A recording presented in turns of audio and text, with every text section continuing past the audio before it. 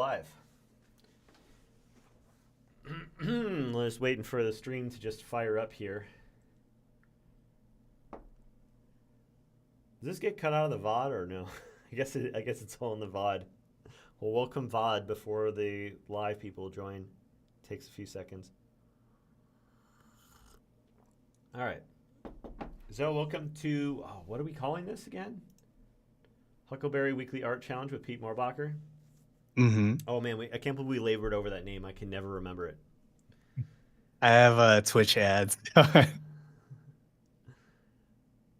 you got a Twitch ad? Okay, yeah. Great. A bunch of Twitch ads. Bunch of Twitch ads, man. Them Twitch ads, they come at you. So what we do here every week is that I give out a prompt, and then the next week we look at all of the homework that people, all the art that people made from that prompt, and then I'm going to talk about them. Hopefully, the people who make them are free to come up on stage so we can chit chat about their art. I am looking for opportunities to help. Anything about learning imaginative art that we can come up with would be good. I've picked out 5 pieces right now. We're going to start dropping people in the chat here. And, just get things started. Right now I have Abarth stuff up on the thing, so I'm going to pull them into chat here. Hey, Abarth. Hi, how's it going? Hey, good to see you again. Good to see you. So, tell me a little bit about your experience working this week. This is the, I should say for the audience, this is Keeper of the Stones is the prompt for this week. I can't actually see your screen here. I'm going to add, why don't I add that screen share? Here we go. Yeah, so I had the concept of, I remember these like rock piles that you sometimes see pictures of on the beach. Yeah, cairns. And I thought it'd be cool to like, if have a hermit crab sort of be like the keeper of one of those things. I thought the idea was, because it would sort of like pose this question of like, how did this little hermit crab like assemble this pile of stones? Mm-hmm. And so then I tried to find sort of reference pictures of those and references of hermit crabs. And when I went to draw it, I had this problem where I really found I was like fighting with the perspective. Like I couldn't get the rocks to look right. And so I ended up just simplifying them down to sort of blocky shapes. Huh. And then I ended up with a sort of pile. It didn't look sort of delicately balanced because it sort of feel like heavy cement chips or something. Yeah.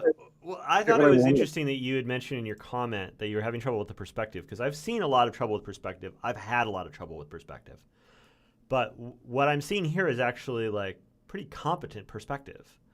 We have no question off the bat like where the horizon line is for this, right? And then we are seeing much more at a downwards angle at the bottom of the pile, and then you have it turn over to us looking upwards at the stones once we cross upwards beyond the horizon line, which none of this is intuitive stuff because it wasn't until the Renaissance where artists started doing it right at all. So the fact that you've like accomplished this to me says that you've labored over the perspective in a way that's like gotten pretty strong results. You're saying that the earlier versions of it, when the rocks were more abstractly shaped, you were having a hard time maintaining that feel. Yes, and I fought with it a bunch. So at first I had trouble with the more abstract shapes, making them look like they were in perspective. And then I went to boxier shapes, and then I still had trouble. And then I turned on a perspective guide in Procreate to try to get help with this. And then I still found it difficult because with the perspective guide, it was easy to make sort of blocky shapes that were aligned with the perspective, but I didn't want all the rocks in the stack to be all squared up. I wanted them to be rotated and shifted and stuff. And so then for every rotation, you need to make a new guide. And that's the thing. Like when you see like artists who plan out a lot of their perspective, if you see a process video of theirs, you'll see this screen that has like all these zigzagging lines all over it. It's like multiple grids overlaid on top of each other because a single perspective grid only ever tells us where a single set of parallel lines are going to be diverging from. And then as soon as those lines aren't parallel anymore because the object's rotated, then like the grid no longer aligns to those edges, right?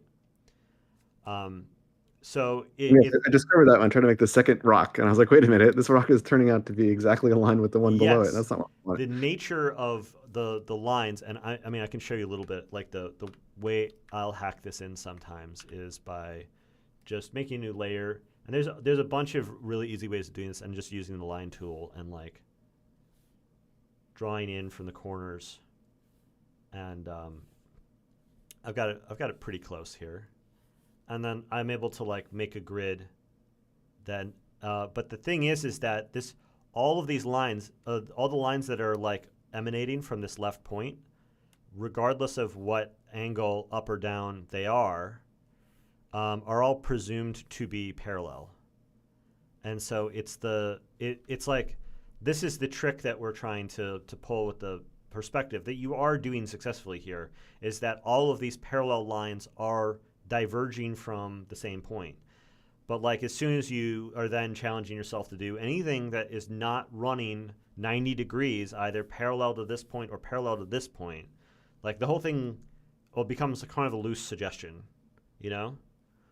I found that sometimes that like when you have these grids up, and you know, with the ones that compact in with like CSP or Procreate, they're going to you know, you can get a bit of a sense of what the space is. It gives you a kind of like a holodeck that you can kind of imagine to like overlay your imagination into. So even if it doesn't actually trace along those lines, at the very least it gives you like a sense of the space, context for the space, in a way that like a totally empty plane will never do. So it helps a little bit from that side.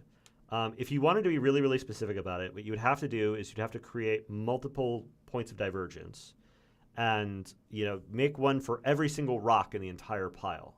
And if you were a Renaissance artist who is trying to be incredibly serious about making this like technical masterpiece, that's exactly what you would do.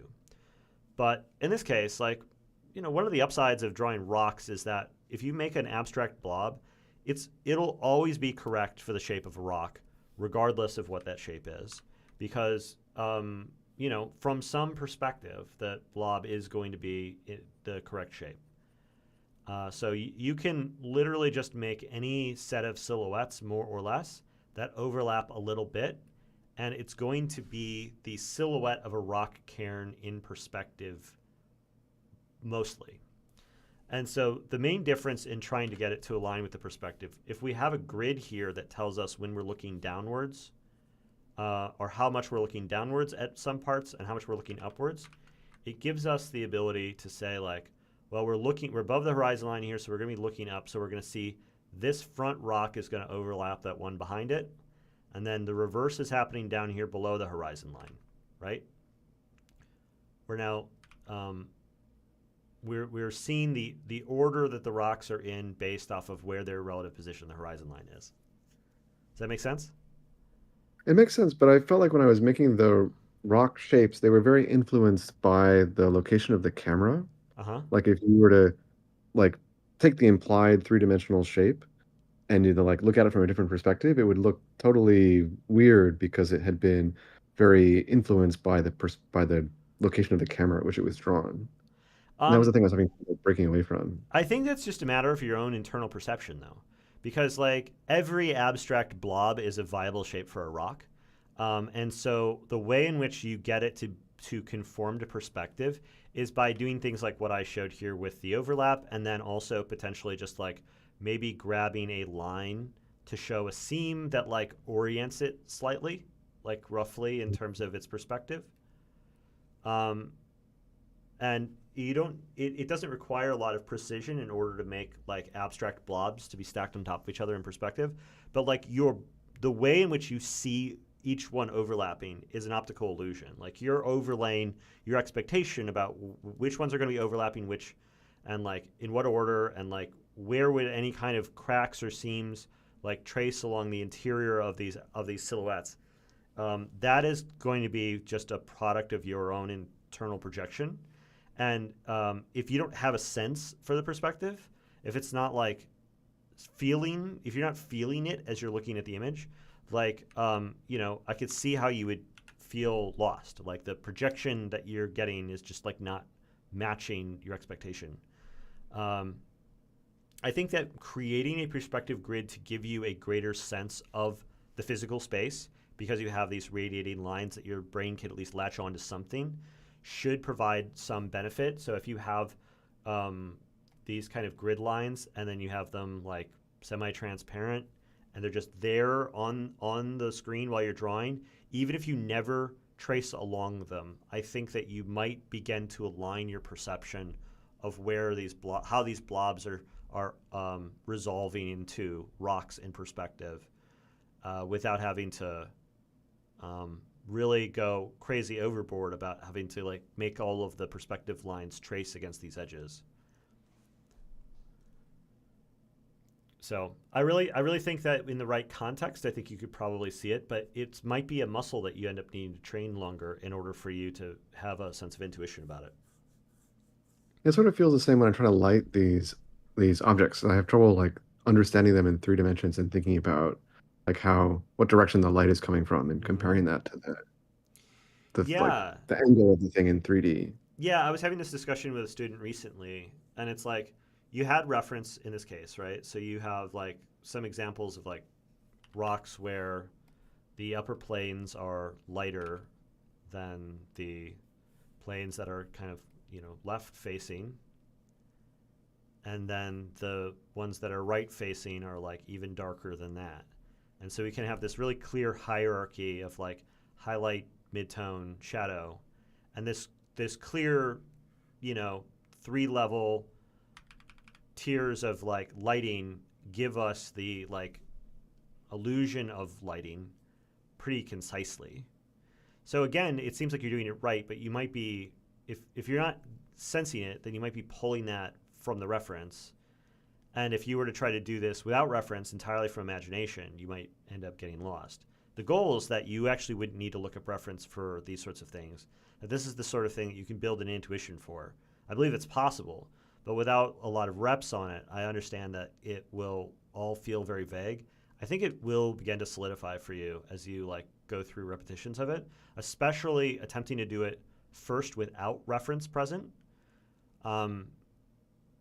You know, you academically understand the idea of like creating a virtual light, you know, lighting a 3D object and sort of imagining which of these normals is like aligning most with the light direction, right? Like Yeah, I've actually implemented a 3D rendering engine that like used dot products and math and computed all this stuff. Like I understand all the equations. Yeah. It's just from actually an academic perspective, like you understand it. And so like there is a certain amount of practice of like modeling that through making paint strokes and like selecting colors that I think like you never really develop like a scientific take on it. There's a lot of the literature on this is like on building theory and like explaining the behavior of photons and things like that.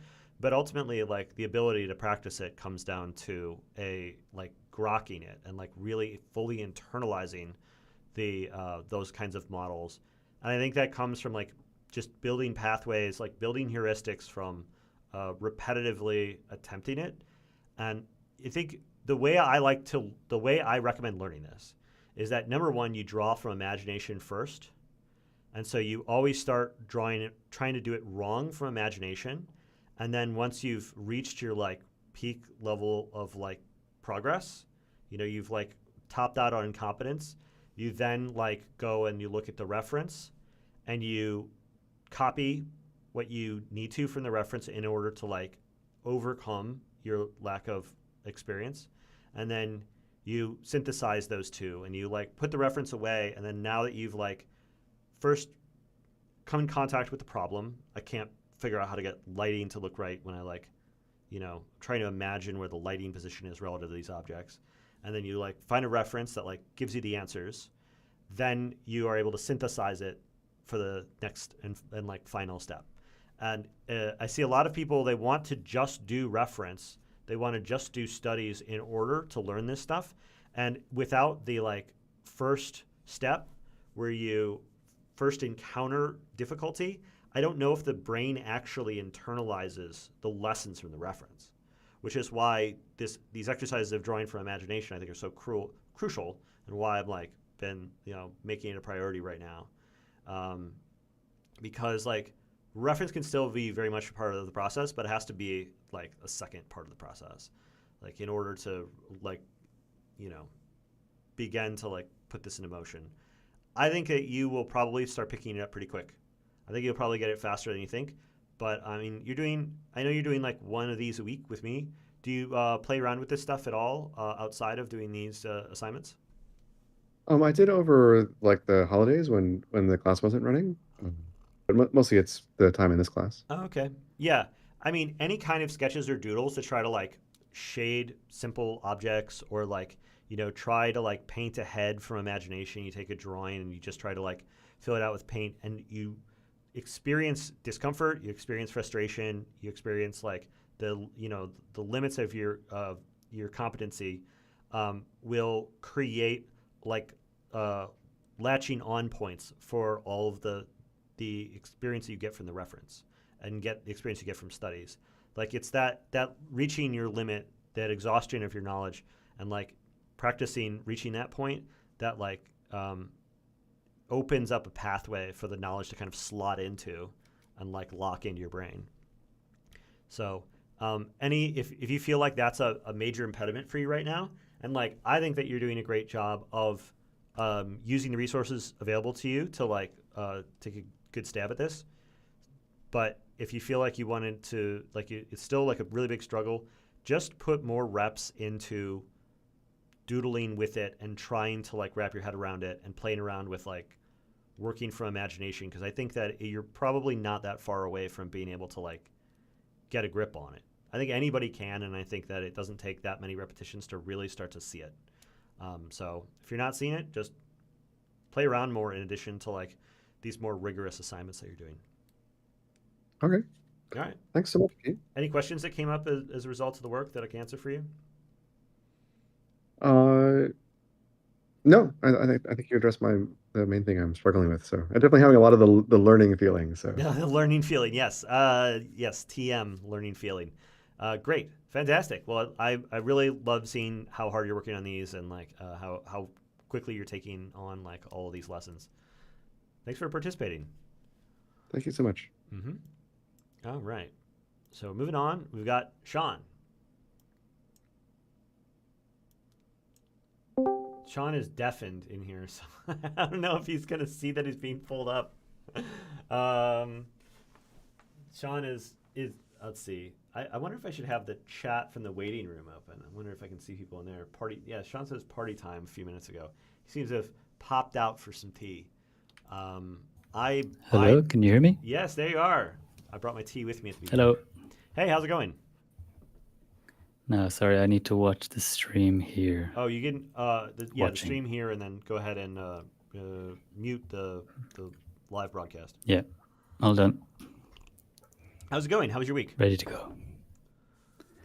Not too bad. I have been very unproductive recently, so I decided to try and be as efficient as possible. Efficient. Must just be the January blues, I think. Tell me about the efficiency. Efficient, yeah. Well, I started off, I copy and pasted all those lines in the gate. Mm-hmm. The gradient in the sky is just the gradient tool. Mm-hmm. And the gravestones were done in Blender. I made one and copy and pasted just to try and see if I could get it going without spending hours and hours and hours and then deciding, oh wait, this is useless. So that is very efficient. I do wonder though. It seems a little odd that's all in 1 point perspective. okay. I like the Yeah. efficiency Also, of the it. light follows the perspective. Yes, the light also does follow perspective, and like the clouds are also radiating from the perspective. It's the sort of thing that like oh no, the guy is the guy who drew the pipe. The famous surrealist artist who drew a pipe. Treachery of Images. Rene Magritte. It's this sort of Okay. uncanniness that if you were Rene Magritte would feel intentional. Oh, it's not working for me. It's okay. And it's like I have gone out of my way to try to do that on purpose at times, and I have found it's exceptionally difficult to try to make things look orderly on purpose, because the default is that images look orderly only on accident. It like draws our awareness to their superficiality. Like one of the things that Magritte would do is he would like have these very evenly spaced clouds. In some cases, it would be like rigorously spaced clouds that would form these grids. I know the painting you're talking about. I remember you talked about your painting before. I can't remember I the tried to do it in my angel, paint. but yeah. And I think I failed at it. I think I just made it look like I was doing a bad job painting clouds.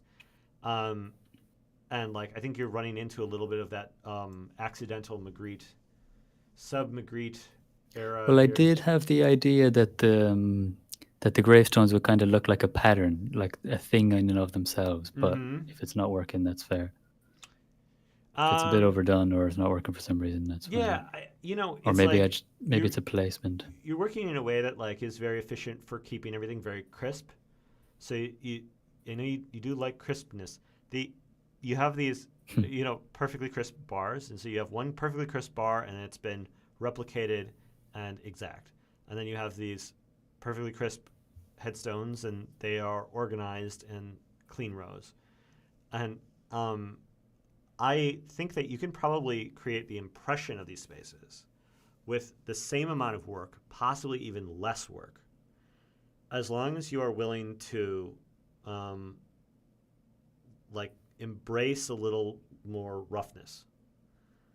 I think that if you could figure out how to decipher the essential essence of barred gates and gravestones in a line without drawing clean bars and clean lines of gravestones, then you would really have get the something on your feel of hands. them. Get the feel of them rather than the things themselves, maybe. Yes. Understanding how to express the thing without literally doing the thing is a bit of a trick. I think it's one of the hardest things to do in art. It's like there's whole artistic disciplines dedicated to that in specific. And I think that it's something that I think if you would benefit from spending more time with. Because your current strategy of keeping everything like having a lot of things while also keeping those things like kind of pristine, iconic versions of themselves, it's like I don't think it's creating the kind of painterly effect that you're aspiring to make. So I think you need to attack it from another angle. Yeah, I don't disagree. I think I wouldn't have considered this finished, so maybe if I had continued the effect, I might have come to different conclusions along the way. Maybe. But my biggest issue that I feel is that I don't know if this is worth continuing. It feels like once I get to this point, I don't know how to judge it anymore. You know what I mean? It feels like my common wisdom on this is that you shouldn't have to see the potential in the future progress of the image. You shouldn't look at it and go, well, I don't know if it's going to be good when it's done. It should feel good to you at the earliest stages when you've like established what's happening. If you have a sketch and you say, if only this sketch were good, it's like it's already good. I like looking at it. It's just not done yet. That's the ideal. There's always going to be problems to solve and questions to resolve, but it shouldn't be a masterpiece in waiting. Like I don't like the idea that like when this gets enough detail, when it gets enough like resolution, then it'll start looking good. It doesn't look good now, but it will once you see how all the lights and all the clouds and all of the little bits of surface detail on the stone wall will all come together. That's when it'll look good. And I think it's a very common story that people tell themselves, that they think it's the lack of resolution that is like making them feel like it's not It's not a piece that they like yet. And so they need to invest in it more deeply to get to a point where they are going to be seeing it. And like that you're following your imagination, right? In your imagination, the finished version of this looks good. The one that you have in front of you, you don't like as much, but in your imagination, it will be good. I think that's generally an optical illusion, and I don't think that people should trust that feeling. Well, I started out with a sketch, and I felt like, all right, I like the idea of the sketch, but I don't know how much I like it or if it's really that good. You know what I Yes. mean? It's when you like the idea of a sketch and you think, like, if this sketch were to be finished, this would look good, but I don't actually like the sketch. That's trouble. That's big, big trouble, and it's a very common trouble to be in. Yeah. Okay. Very, very common So, situation. I mean, one of my questions I had when I saw this was, like, what was going on with the sketch? Because, like, the proportion of the figure and the way it's kind of laid into the environment, I don't really like it. But I see you working very hard on this image. The underlying sketch to me isn't something that I'm very drawn to, but I see the amount of effort you're putting into it. And it's that disconnect there Well, yeah, that that- makes me worried. Yeah, that's more my question. Is that the sketch itself, the composition itself, isn't that good? I think, and I think that's where I'm struggling. So maybe I should like go back to the drawing board and do more like thumbnails on that. Yeah, thumbnails for maybe. Like, moving forward. the conversation I was having about this with somebody else was that it's like it's not just about like making a quantity of thumbnails until you like pick one that you say like, well, this will be good when I draw it. It really is like finding a way of getting to a drawing that you just like you can tell right there that it's like you like the drawing. You know, you like the way the drawing looks, and that's the That reason you're happens. taking it further. And sometimes I find that people are like doing thumbnails as a way of like avoiding doing a full-size drawing they actually like, and they're kind of skipping past the drawing stage because they think that they want to do the painting, and that painting is where they're really going to shine. But the drawing isn't just a perfunctory step. It's like it's the structure of the thing. It's the skeleton of it, and I think that it can often carry the essence of it. So I think that like finding a drawing, you can do it. Try digital drawing methods. I love drawing in pencil. I personally like drawing full size first, like a full page. 11 by 14 page is how I start my pieces.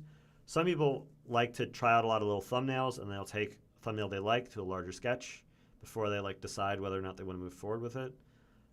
There are so many potential ways of going forwards with this that I don't really want to advise one as being superior to the rest. I just want the earliest stages of your thing, whether it's done with 3D, photo manipulation, pencil drawing, digital drawing, whatever you do to establish the structure of it, that in those initial moments, when you decide that you're going to take it further, you already like it. Yeah, I think I did my sketch on pencil with pencil as well, and it doesn't look the same. So maybe I should have stuck more rigidly to that. Sometimes also it I drifts was a just little like, bit. yeah, I remember what I did. Yeah, okay. Sorry? If you're not very invested in it, it tends to drift more. So like it's an initial buy-in, an investment in like I actually like this drawing, not the idea of the drawing, but the drawing itself. I like this is the kind of look that I like. This is the kind of figure I want to make. This is the kind of thing I think is cool, and that it's pleasing to you. Like at that stage, it will sometimes take repetitions to make one that works, and it's a scary stage because you're starting from zero. You don't know what the sketch is going to look like until it's on the page, and so you're trying to think good. You're trying to like go through all the steps right, but like this is kind of the first step. And so I find that for myself and for many people, it becomes a very anxious step, like the unknowability of whether or not like any of these ideas are any good. Resolving them during the sketch and just like not moving forward until you have one that you feel very good about and confident with, that is a skill all on its own. And if you can do that in a serious way, you are going to have a way easier time with everything else that comes afterwards. It smooths out so much of the remaining process of developing an image to just have like a soul to it that you just like are like willing to fight for. The fact that I don't know that feeling makes me think I've never done a good sketch. So we'll see how it goes. Maybe I just don't know if I'm feeling it, or maybe they're just all rubbish. I don't know. I mean, it's possible. I'm trying to like draw this. I'm trying to draw a feeling in your brain with words, and I'm not the world's greatest poet. So there's a I know chance you. I that think you I know. are- I get what you mean. Like you know when it's good, you feel excited to continue with it or something like that along those lines, and Yeah, it and happens. we all But have our own doubts and self judgments about things, so it's not like a absolute feeling. But that I think you mentioned before, like sometimes you draw and draw and draw, and it's all bad, and then a good one comes along, and maybe I've just never stuck with an idea long enough to get the good one or something. Maybe. I don't know. I believe in you. And like, also, I find a lot of people will believe that they want to make a certain type of image, like, oh, I've got to draw a Grim Reaper in front of a gate. That'll be the thing I really want. And there's a sense of like things just sort of images just sort of arise in our mind of things that we think might be cool, and then we draw them. And then the thing I'm always preaching is you have to accept, like, if you draw it and it doesn't look cool to you, it's not cool. And so it'd be like, okay, well, that's that. That was the life of that idea. And now we have, instead of trying to like go, no, it is cool. I felt it in my mind. It was cool, and so I'm going to like push it forwards, make it happen. This is my vision. This is, this is my art. To simply just say like, okay, well, that drawing stinks, and then just move on to the next one, and simply like allow, instead of trying to find good ideas, simply just draw all the ideas that happen, and then assess what they look like on the page, and that like it frees you up from feeling like this sense of like I should do a good drawing. I should do a good drawing. You just need to do the drawings that are like coming to you, and then you can judge them once you see them. But like we do so much prejudgment and so much judgment in our minds, and it can be so unproductive to do that. Yeah, I get choice anxiety in every aspect of my life, and this is just the worst aspect of all for don't that. don't prejudge it. Don't try to have Yeah. that anxiety prior to seeing it with your eyes. Let your eyes like do the judging, and like leave Okay. the Yeah, I did do a few emotional other part. sketches as well, and for some reason I stuck with this one, but Okay. Well, I don't know why. I think Yeah. it's productive for you to have gone through this process, regardless of whether or not you like this painting. And if you don't want to push forward with it, you're not feeling it, then don't. And like, I think that going through part of the process, finding where the dead ends are, and starting over, and being like, and going through it repeatedly is really productive activity. And so, whether or not you complete it, I think you've done productive work. Yeah, that's something I want to do more of, is more quick ones, just to see how that feels. So Yeah. I'll do that. And then just keep a little bit of a mental record on what's working for you and what isn't. Like, are you having an easy time with? What are you having a hard time with? You're looking for your own groove. No one can tell you exactly where it is, but I will try to do my best to give you serious, honest feedback about whether or not it looks like you got something going on any given week. And, But this isn't it. It's not it. I don't think this one's it. And This one's ain't it. it's gonna be fine. It seems like an educational piece. Yes, very much so. Thanks very much, Pete. No, thank you, Sean. All right, let me juggle some windows here. Boop, boop, boop. Sean's always brave because I'm always giving him hard crits. Tresagion is here. Did I say that right? Tresagion? That's pretty close, right? Oh, yeah, that's fine. Okay. Hey, so tell me about your work this week. Hold on, let me. Yeah, mute I'll give the you just a second here. screen. This is officially the new routine. I'll try to talk over the period where you're trying to work out your audio. All right, this is fine. Great. Sorry, what was the question again? How's your experience with the assignment this week? I had fun. Mm-hmm. This week and then the previous week, I've been wanting to use these classes as an opportunity to start just making some fun creature designs and getting back into the rhythm of doing that after having spent a long time of the past year or so just doing commissions. Oh. for other people, and I'm just like, I need to get back to making something for me. Yeah, yeah. I Uh, mean, ideally, you can sort of go back and forth between them, balance your obligations to others and like your obligations to yourself.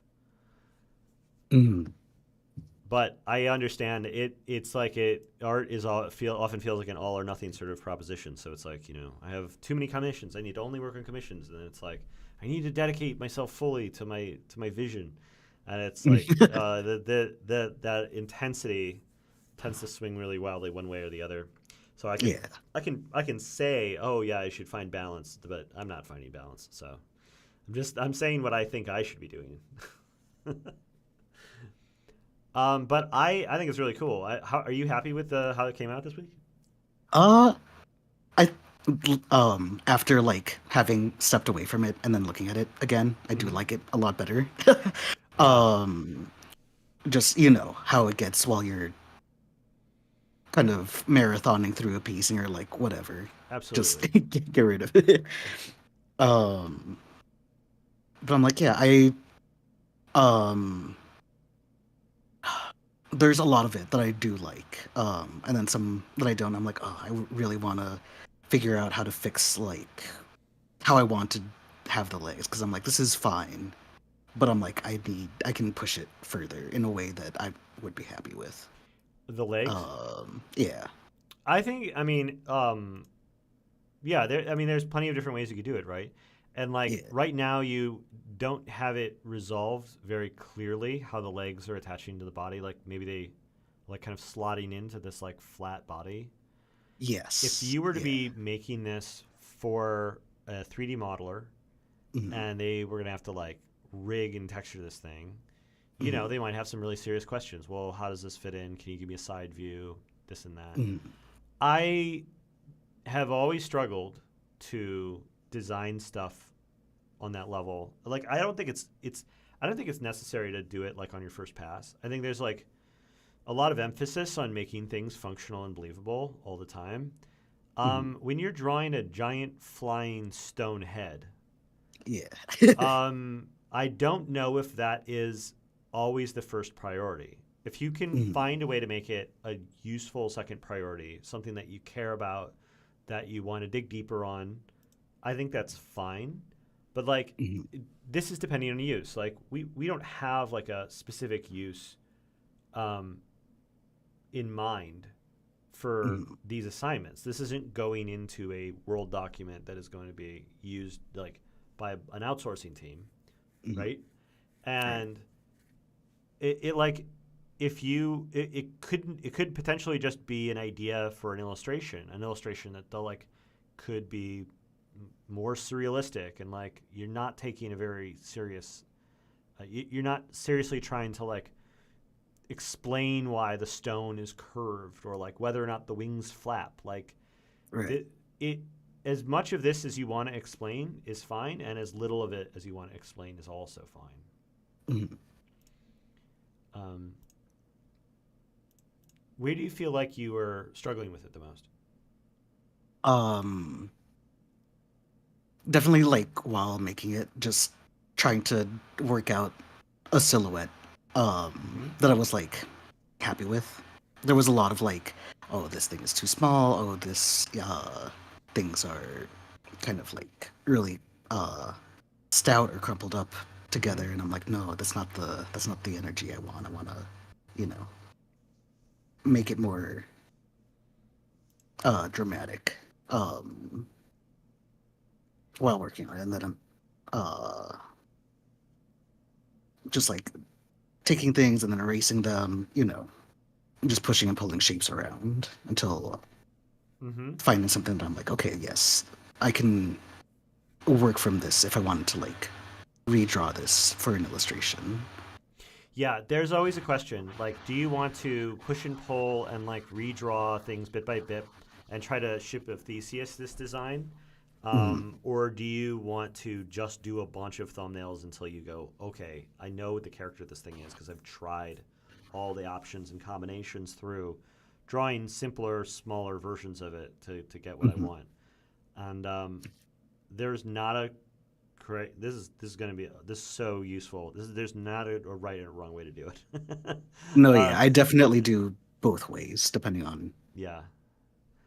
you know. And I mean, seeing this version of it, I got the sense that you did do a little bit of Ship of Theseus on this guy because it's like every element is different from the original one. But I got the sense that you were using the same document the whole time, and you were just like painting over the whole head, repainting the whole legs, reshaping the wings, painting over the wings again, and doing like coat after coat after coat. But I like where it turned out. I like the colors. I like the weirdness of it.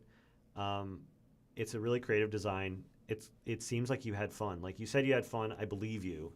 Like you look it looks like you are trying to make something for yourself. This doesn't feel like something that like somebody gave you an assignment for their like RPG, and you're like, oh god, I've got to figure out how to make a weird stone vulture head thing cool. Like, I can't believe they would write this horrible prompt for me. Like, there's so many times when you're asked to do art professionally that the main question is like, how do I get out of this without like making everyone think I'm bad at art? Because it's a terrible idea. Like, why would anybody want this? Like, who comes up with this shit? And like when it's personal piece, like you can tell because like understanding, you already know like what's interesting about the idea. Like your interest in the subject was the reason why it got started in the first place. And like that intention, like it's obvious to other viewers. It's obvious to me. I think regardless of whether or not someone's trained in art, they can tell whether or not somebody like cared about the thing that they made. And like that's one of my number one things I look for. And so I don't necessarily, unless there's some technical thing that I can like help coach you on, I mainly just want to say like I always want to repeat. We can tell. Everyone can tell when you like an idea and you're having fun with it.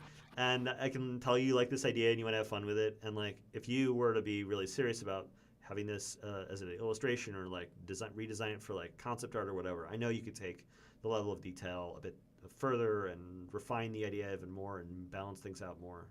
But I think all of that really falls by the wayside in light of like the personality factor.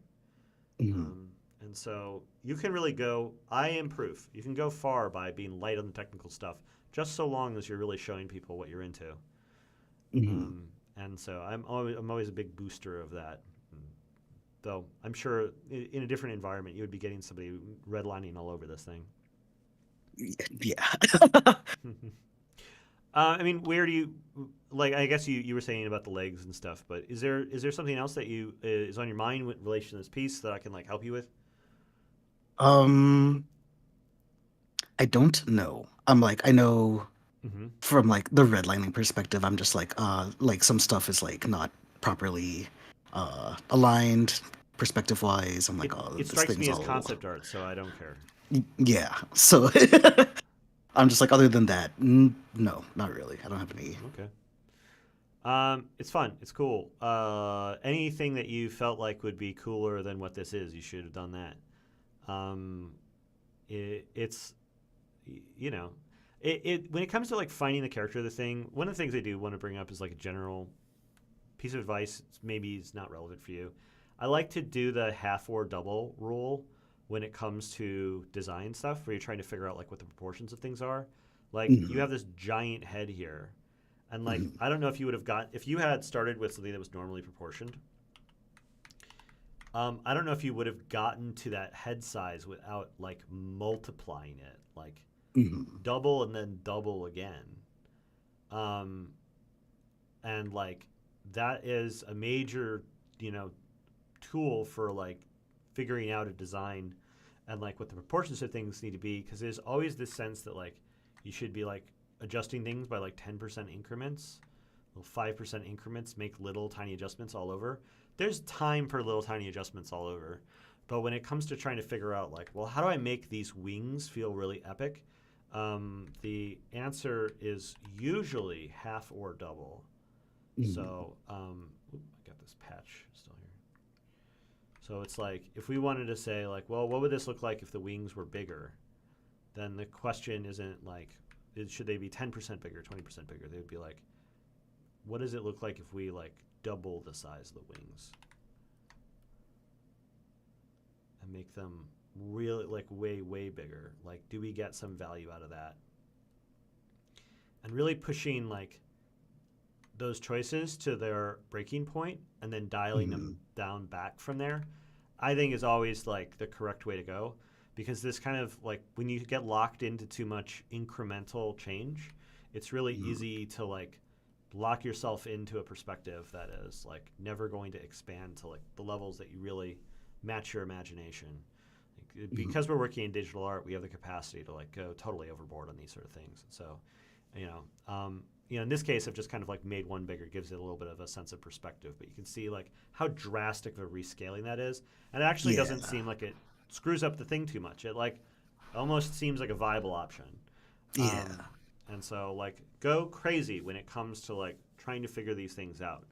Allow yourself to like explore the absolute boundaries of what you think is sane, and then scoot a little bit further past that. See how far it goes. See until where you can go until you really need to like start to dial it back. All right. Well, thanks for doing the assignment this week. This is excellent work. Thank you. All right. I'm going to move on to the next person, dump you back in the waiting room. Next person I have is Narn. Is Narn here? I don't see Narn here. Oh, no.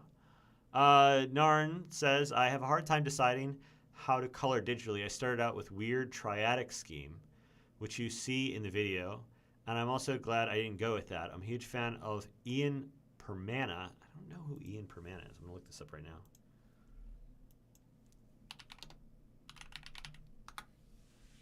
Aha. Ooh. Talking about Ian Permana's colors. I could see it. Big fan of Ian Permana, and I really like how he does coloring, so I thought I'd give it a try. I really like it, but I'm definitely here for the crit. When you said definitely here for the crit, I thought you were going to definitely be here for the crit. But it's okay. How can I take this crit to the next level? Any advice on choosing color schemes? I recently found, oh man, I'm going to look through my DMs really quick. I just found a guy who I love, who is doing color theory videos on YouTube, and he got really big on Instagram. And like, I started watching his, here we go. Let me pull this up. And I found his YouTube video first, and it's like his YouTube channel is like really small, Color Nerd. And then he's got a really big Instagram following. So he's like, his message is getting out there. It's just not getting out there through YouTube. You're Wrong About Color Harmony was the video that I found. I might drop this in the chat over here on Twitch.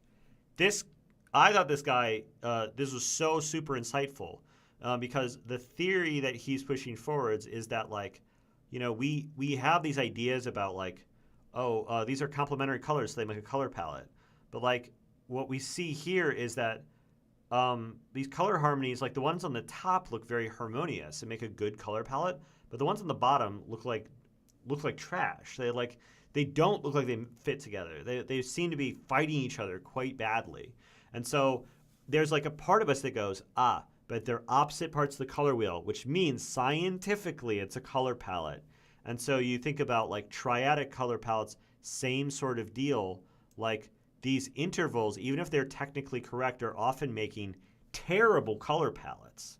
And that like there's actually deeper levels to this that he gets into about character first harmony theories, where basically all colors from the color wheel are all viable as long as they share commonalities in terms of character. Like they're all light colors, or they're all muted colors, or they're all vivid colors.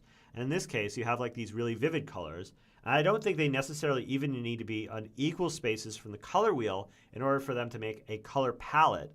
I like saw this and I was like, this is the first time I've heard someone vocalize this. I feel like I've felt this, but I've never academically learned it before. Totally check out this guy's stuff. Super interesting content. And like he's basically giving permission to say, if you're going to do vivid colors, just do all the vivid colors. Do whatever vivid color feels right.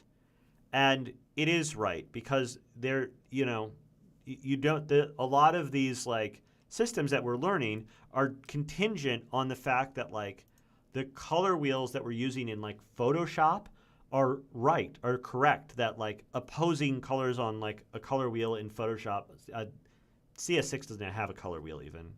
But like in the Photoshop color space actually doesn't even do it right. That like the wheel is actually spaced out wrong, and that many opposing supposedly harmonic colors are actually not harmonies of each other. And that like built right into the software, we're getting this stuff wrong, and a lot of the tools that are built right into it are giving these triads that are just completely incorrect. And it's not even that big a deal even if they were correct or not. And so a lot of like what we think of as basic color theory on this side, I was talking with Ash about this, and Ash was like, yes, you're right. Like I think that people who think really deeply about color and color palettes would probably vibe with this take. And I mean, honestly, like I don't really think that much about trying to find triads and harmonics and things like that. I know there's some colors that tend to feel good together, but there definitely is a more vibey approach to solving this problem. And I think you're doing a very good job with it. I think that looking at an artist whose colors you like and trying to download like what makes their colors feel like their colors is an excellent way to educate yourself. And, you know, I think that the reason why people end up with these iconic color palettes is just because, not because they've found some crack in the edifice of like color theory that they've wormed their way into, but just because they're like, you know, it's just their vibe. Like it feels right to them, and they've progressively kind of worked their way to it because of the way they like the feel of these colors relative to each other. They've monkeyed with them. They've like gone and pushed all the knobs and dials, and as this started to come up, they said, ooh, I'm stopping there. That looks really cool. Or they found some reference. They go, I love the way these colors look like together in this image that I saw. I'm going to try to replicate that. And over time, they build up their sense of taste, and it creates an iconic color palette that is like essential to the artist. And there's many artists who have like built up their kind of iconic palettes. I think I have my own color taste that other people can identify. And, you know, I think everyone is capable of doing that as long as they like remain open to like the possibilities and remain open to their sense of taste. And I think that like rather than learning deep color theory, it's all about listening to your sense of taste when it comes to color in order to develop it. There are scientific systems. If you go through Color Nerd, there's so much to learn about it. If you want to get into the academia of it, he goes into the history of this stuff. I've never seen color theory history before.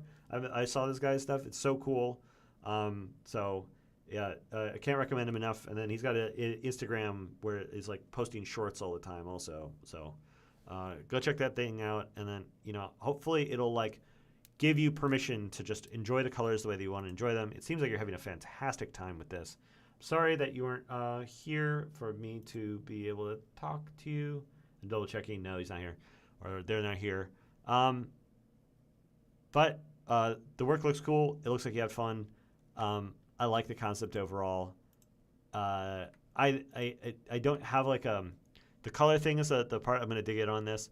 I think I like the personality in the drawing here, and I hope that as you continue to make more of these, that you are going to keep adding a lot of personality both in the drawing and in the color as you continue to make stuff. It's really cool. You've got this really flat approach to it right now. There's like flats with like this really soft brush, this airbrush. It works. It's fine. I wonder if the hatching along with the airbrush underneath it is the strategy that you ultimately want to go for. Your hatching is a little bit half-hearted. It doesn't feel like you're trying to make it messy on purpose. It doesn't feel like you're achieving cleanliness out of it. It feels a little accidental.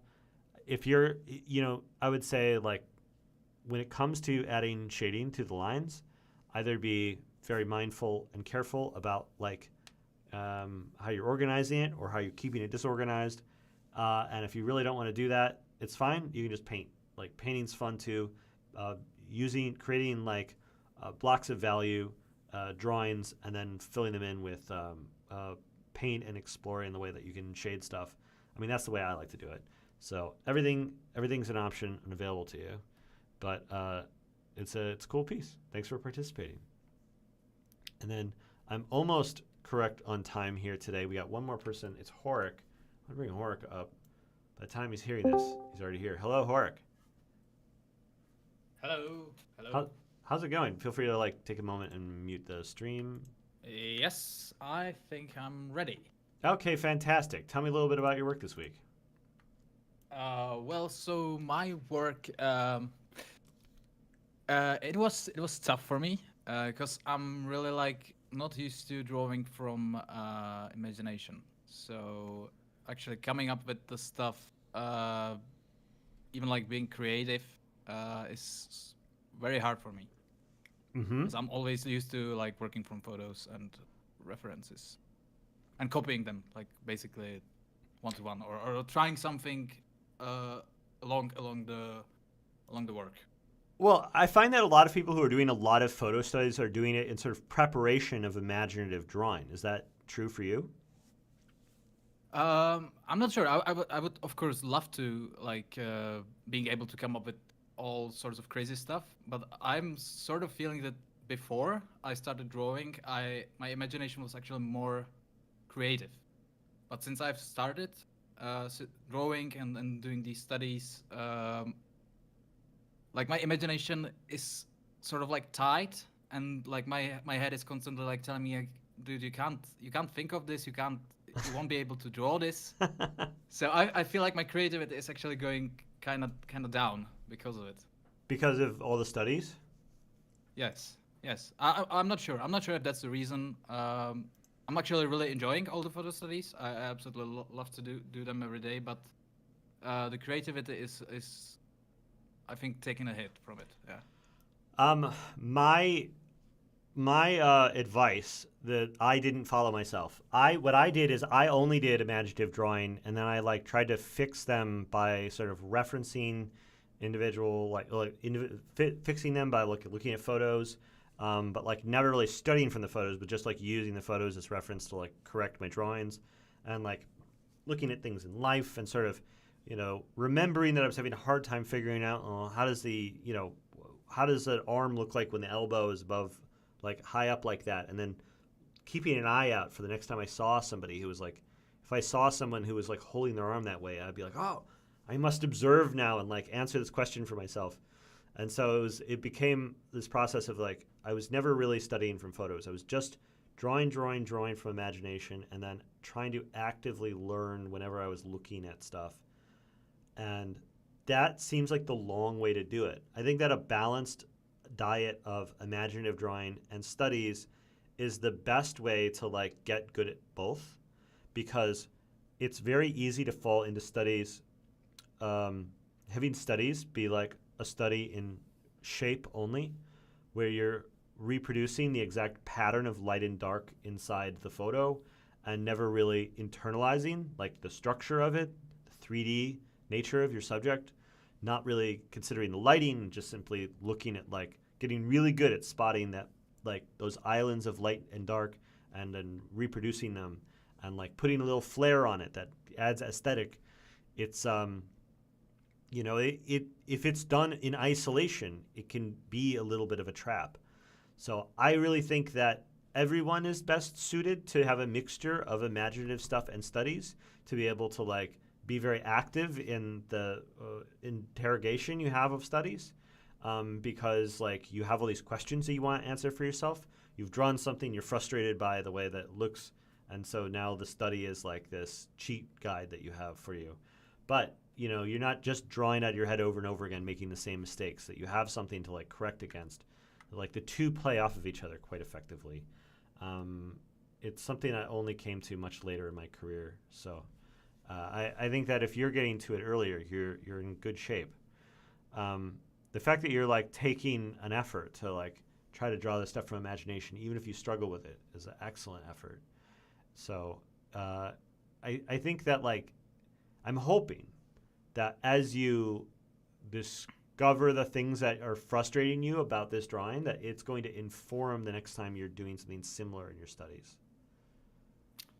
Yeah, I hope so too. I hope so too. I actually done like a bunch of more drawings. I just didn't like scan them all. Don't worry But about it. yeah, It's great yeah, to see yeah. the drawing. So I think the problem here that I have with like the studying part is that I'm not like thinking of how to then like be able to come up with it from head. You know, so Mhm. sort of like you're drawing a hand, so you are not just copying the photo, but you're actually thinking about the simple forms, so you can then like recreate it. And I think I'm sort of doing that wrong, so I need to like work on that, and I'm like at the bottom level in Well, that type I of have a study. thought on that. I think that the presumption, if you haven't done a lot of imaginative work, is that you are going to try to figure out how to get it to pop into your head. You're trying to figure out how to like strengthen your imagination. But really, I think that a lot of it happens on the page, and that I think that the process of drawing is often from imagination is often like a process of just thinking out loud with your hands. And so you're thinking out loud as you like move the pen around, and you're working through these ideas. And so, I was talking with Sean about, if you don't like the way that idea that you see on the page, like just do a different one. That we like discover what's a good and a bad idea by like just thinking through them visually. And so, you may think like, well, I should be able to be coming to the page with more. I think that if you have a concept, and you're drawing through it, like that's it. That's the process. And then, if you ask yourself, well, what else do I have? You have this concept of a guy carrying a heavy stone. Once you've done some sketches for it and you know what it looks like because you've actually got it in front of you, then you can go and flip the page and say, what else do I have? And you may not feel like you're making marks. Reconnection successful. Please. Internet, no, don't do this to me again. All right, I think we're actually back with strength. Um, I see think what that you mean. like you have to be comfortable with the idea that you don't know what the piece is and that you're thinking through it, like just by moving your fingertips. Does that make sense?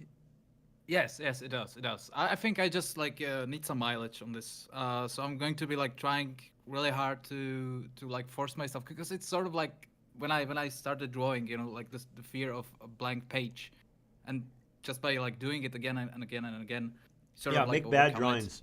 And like Yeah, yeah. you don't need to scan all of them and share all of them. Like one of the things I like about a sketchbook, I mean, some people make these sketchbooks that are like brilliant, perfect. Like they flip through them, and every page is like a masterpiece.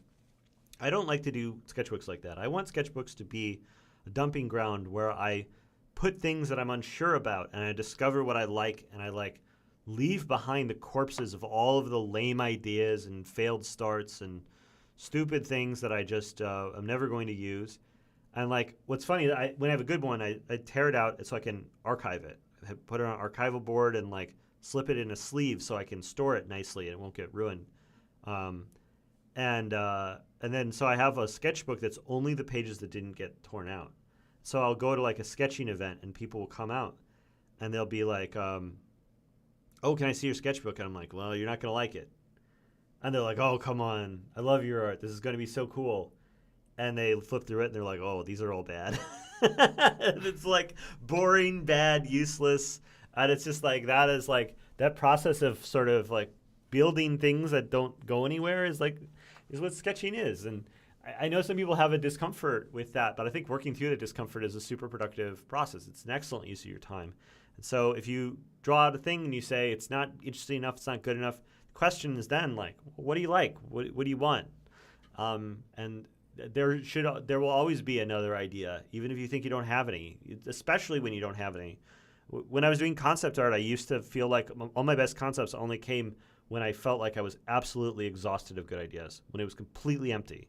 That was the time when all the best stuff came, because that's when all my expectations left. It's those expectations that always get in the way. Yeah, yeah, yeah. I think I agree with this. I hope it's true. I can't say, but I was thinking that it's gonna be something like this. Yeah. Yeah, and it's like, of course, we hope it's going to be something like this because the alternative is like, oh, you're cursed, you're bad at drawing forever. You know, you'll never Yeah. have any ideas. No, and every idea that you'll ever come up with is going to be bad. You know, you're just the one person whose imagination stinks in the whole world. You know, and like that feeling, I think is a familiar feeling for many people. So, you know, you have to have faith. You just have to hold faith that like there's drawings out there that like, because drawing's fun. You know, you'll have fun with it and you'll enjoy it. And I think, you know, there's a lot of personality in what you're making here. And I think that as you continue to like just have confidence in yourself to like doodle out your ideas, you're going to keep finding fun things to share with people. Thank you, Pete. Thank you. Any questions before I let you go? No, I think all was said. I think it was- Excellent. I- Well, thank you so much, Horik. It's been great looking at your work with you. All right. So we're at the end of this thing, which means it's time to give out the assignment for next week. Let me pull up my sheet. Yellowing's got a question they posted a little bit earlier. Oh, yeah. They said, would doing studies help with building a visual library? Would doing studies help with building a visual library? I think maybe. But I also think that, like, I see a lot of people trying to do studies in an effort to, like, someday do drawings. I think that you're never going to ask me to do a visual library until you draw it from your imagination.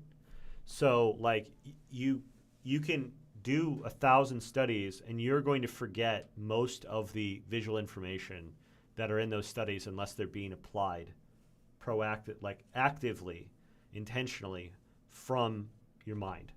So if you do a study and you go, oh, that's really cool the way that, you know, these lines all curve together or whatever, and then you apply it in a drawing, then you have a handle on it. Then it's added to your visual library. You learn to draw like a car, a lantern, you know, certain types of swords. You do the study, you get to see what the shape is in that image. And then later, when you're actually trying to apply it, when you're trying to summon it from your mind and like really draw on that knowledge, that's when like you are cementing it. So I think that even when it comes to like building your visual library, like your visual library is built from all around you. I mean, I think a lot of people's visual libraries actually come from their everyday life.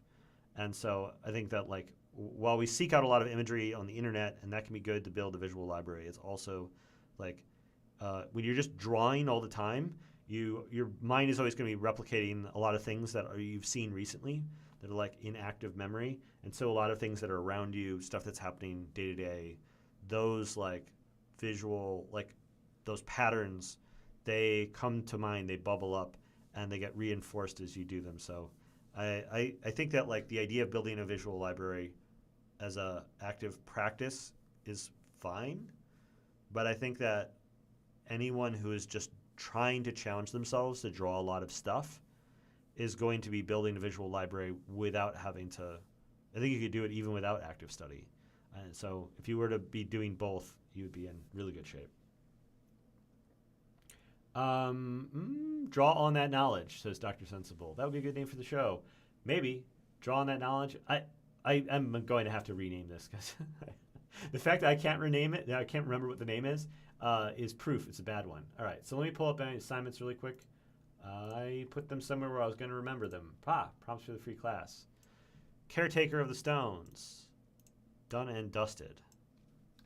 Forgotten Bow. He Who Waits. Supplicant of the Bell. I'm going to say Supplicant of the Bell is going to be the assignment for this week. So for next week, I want to see the Supplicant of the Bell. And it sounds like a Dark Souls boss. I've started replaying Dark Souls. So we're still on that tip. I've been enjoying all the work that you guys have been producing every week. It's been great to see the amount of effort you've been putting into this. There is so much uncertainty that I'm hearing or seeing from all of you, which is great. It feels like everyone's experiencing the learning feeling quite a bit. So please stay with me. And, what's a supplicant? Let's find a definition of supplicant really quick.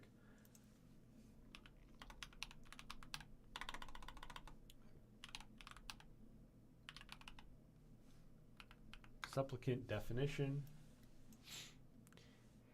Supplicant is a person who asks for something in a humble way from a powerful person or God. So the bell is their God, and they are the one who is asking something of the bell. A religious person who prays to God for help, a younger sibling asking their older sibling for permission to play in a tree house, a person asking a governor for a job or other political favor. So they are, they are seeking favor of the bell, whatever the bell is. It's a good question. Thanks for asking. Thanks everyone for challenging themselves with me every single week. It's great to see all your stuff. I'll be back next week to take a look at it. And in the homework channel over on, I'm just going to hit the Discord here in case anyone's catching this from Twitter, or not Twitter, YouTube or Twitch. This is all happening on Discord, and it's free for anyone to it is free for anyone to join. Just go hop in and join us. I give feedback to a handful of people every single week. Try to keep this thing to about an hour, so I can't get to everyone. But I would love to see what you make, and I would love to talk to you about your work, especially if you're showing up. We've got a little waiting room for people who can hop on stage who are ready for a crit. It's great seeing you guys this week. I'll be back next week.